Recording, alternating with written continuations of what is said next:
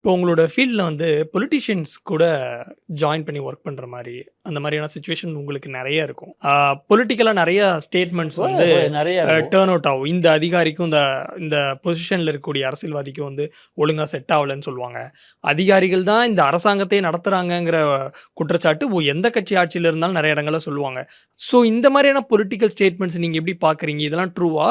அதிகாரிகள் மட்டுமே மனசு வச்சு ஒரு அரசாங்கத்தை ரன் பண்ணிட முடியும். யூபிஎஸ்சி செலக்ஷன்ல என்ன பெஸ்ட்டுனாக்கா ஐஏஎஸ், சென்ட்ரல் சர்வீசஸ் எல்லாமே. You have been given constitutional protection. Article 311 of constitution protects the civil service officer from harassment by the political bosses.